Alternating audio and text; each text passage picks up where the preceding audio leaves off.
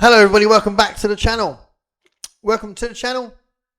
If this is your first time, this is an experimental video in the sense of how I'm filming it. So this is on a laptop with my new mic.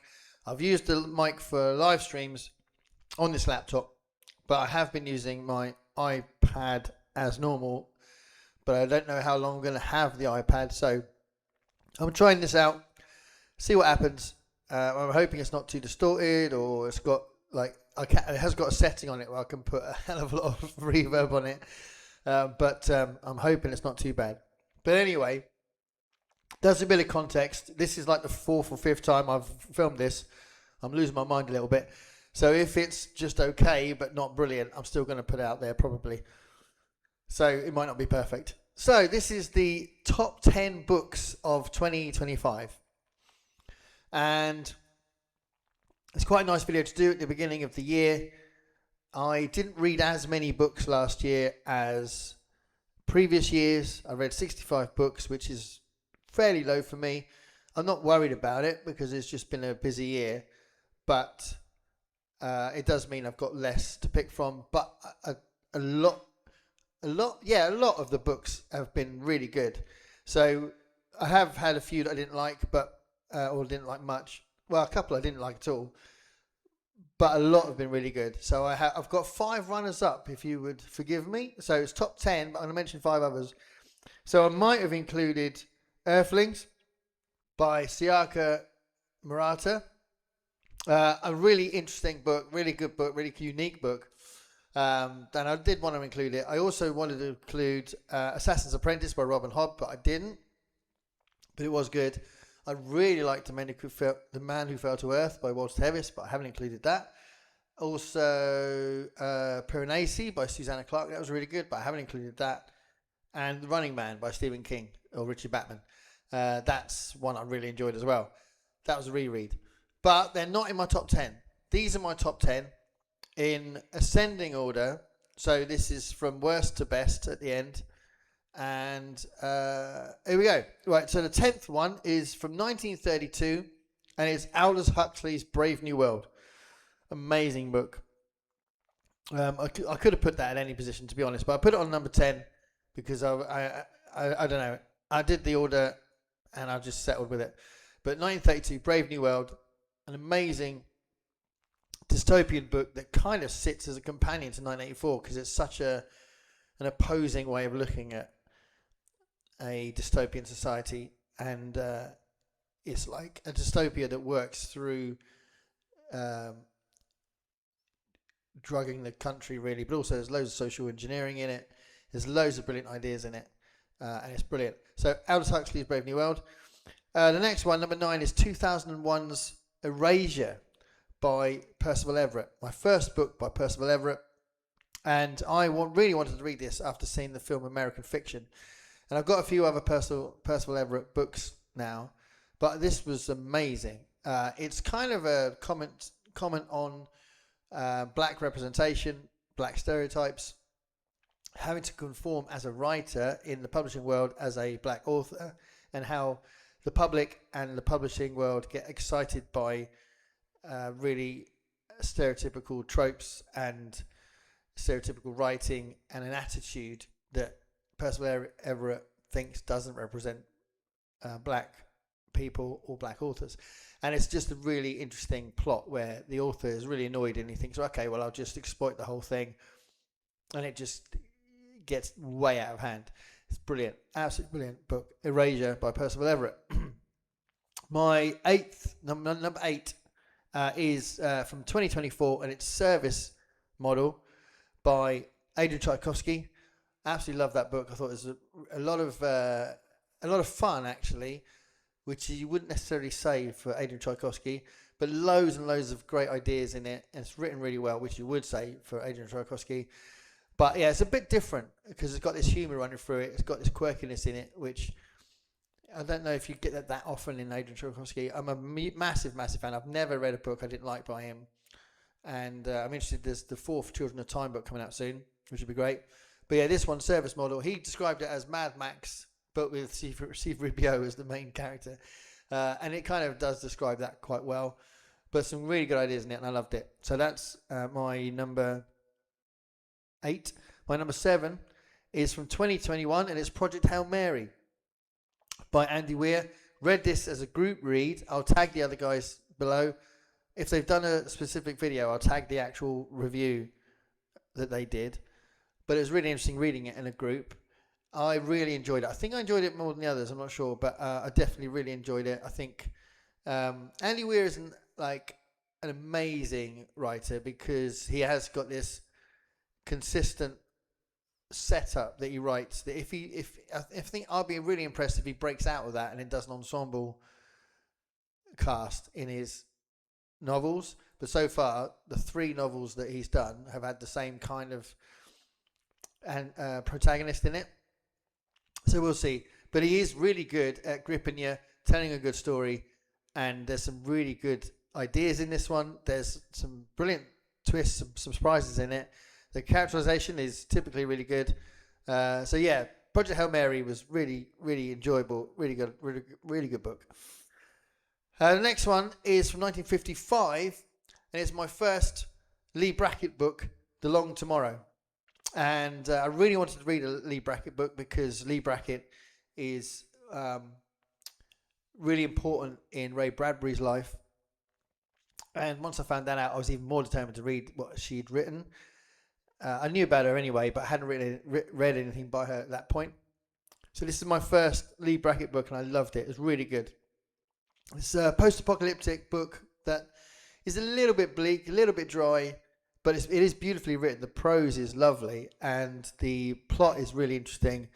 It's got this sort of post-breakdown kind of dying Earth kind of setup with religion kind of bringing itself to the fore as it kind of would probably, and this sort of anti-technology thing running through it. It's really, really good. Long Tomorrow, Lee Brackett. Definitely check that out. And the next one is from 2024, and it's a collection of Hull Ellison stories, Hull Ellison's greatest hits. And it was such a joy to see this on the shelves because it's really hard to get his stuff. But this is recently released. It's a collection of his most awarded short stories. So it's a very objective way of compiling it, which makes sense. And it's got loads and loads of absolute stunners in it. If you've not read anything by him, or you've only read I Have No Mouth and I Must Scream, I definitely recommend you get this book. It's amazing. And you'll be well impressed by how he writes. So yeah, that was a really nice thing to have been released recently, and finally I got to reread the stories in it. I had already read them, but yeah, it's a great book. Hull Ellison's greatest hits. And now I'm on the that was number 5, so I'm on the top 4. So 2004's Let the Right One In by John Ajvide Lindqvist, a Swedish writer. A vampire novel that is absolutely amazing. It's quite a big chunker, but it's got really good characterization in it. The plot develops relatively slowly, but really well, and you really care about the people in the story. Even the small characters, you care about them as well. It's just beautifully written. It's brilliant. I was blown away by it. I couldn't wait to get back into it. And for a novel that size, I think that's a pretty big statement to make about that book. So Let the Right One In is phenomenal. Definitely recommend it to anybody who's interested in vampires, horror, that kind of thing. And then we're on the top 3. So my number 3 choice is from 1967, and it's Anna Kavan's Ice.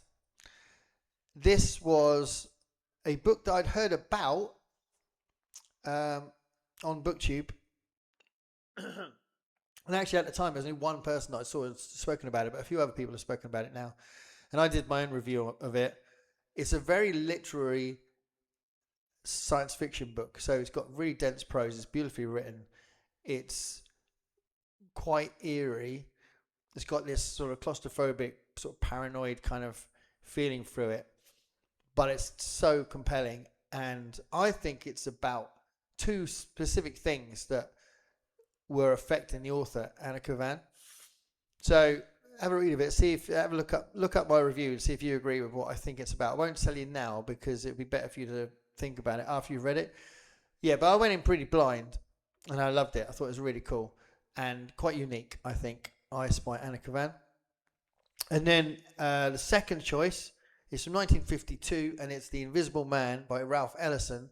And I read that with Kim from Middle of the Book March, and it was really brilliant buddy reading a book with her. We had a lot of fun kind of going back and forth on Voxer about it, and I really, really enjoyed buddy reading with her. We're going to buddy read something else this year, which would be great. And I thought this book was amazing. It's quite episodic, but what the main character goes through develops his idea of the position of the black population in America and how he feels his place is, and kind of confirming this idea that he was an invisible man. And yeah, it's really, really good the way that develops, and it's brilliant right up to the end. So Ralph Ellison's The Invisible Man, recommend it to anybody. If you're interested in looking at some modern classics, it's so brilliant at looking at the racial divide and looking at how someone so disenfranchised and so alienated would react to these situations that he finds himself in the book. Brilliant. And then my number one choice is from 1962, and it's Shirley Jackson's We've Always Lived in the Castle. Now, I've read different things by Shirley Jackson before, and I really liked them. This book completely blew me away. I thought it was amazing, absolutely amazing. And again, I couldn't wait to get back into it. It's not that long, actually. It's only took me a few days, but it's so compelling. It's got this really, again, this sort of paranoid, eerie atmosphere in it. But you can sense this idea of how alienated the two main characters are, but especially the main character. And she's got this particular attitude to the village that she lives in. And the way that develops, the way the plot develops, I was so surprised by the ending. The ending is amazing.